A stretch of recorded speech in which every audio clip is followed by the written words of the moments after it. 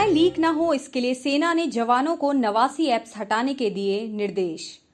भारतीय सेना भारत की सुरक्षा और संप्रभुता को लेकर कोई भी खतरा मोल नहीं लेना चाहती। उसने अपने कर्मियों से सूचनाओं को लीक होने से रोकने के लिए उन्हें उनके फोन से फेसबुक, टिकटॉक, ट्रू कॉलर और इंस्टाग्राम सहित 89 ऐप्स हटाने के लिए कहा है।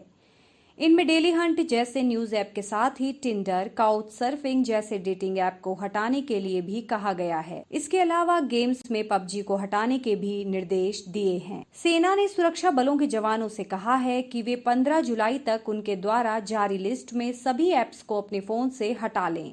हालांकि उन्हें व्हाट्सएप, टेलीग्राम, सिग्नल, यूट्यूब और ट्विटर जैसे सोशल मीडिया और मैसेजिंग ऐप का उपयोग करने की अनुमति दी जाएगी। बता दें कि चीन के साथ जारी सीमा विवाद को लेकर हाल ही में भारत सरकार ने 59 चाइनीज मोबाइल ऐप्स पर प्रतिबंध लगा दिया था, क्योंकि चीन इन ऐप्स के जरिए जरूरी डाटा चुराकर भारत की सुरक्षा से जुड़े मामलों में चुनौती दे सकता है।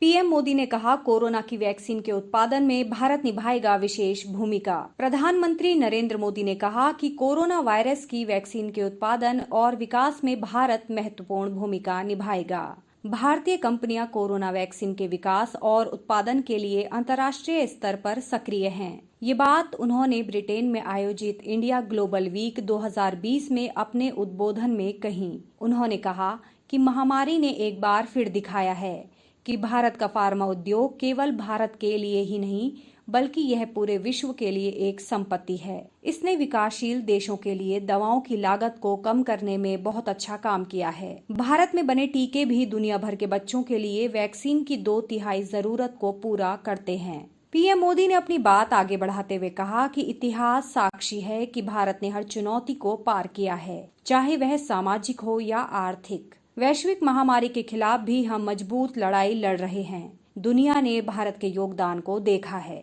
भारतीय टेक उद्योग और तकनीकी पेशेवर दशकों से मार्गदर्शन कर रहे हैं। भारत प्रतिभा का एक शक्तिघर है जो योगदान देने के लिए उत्सुक है।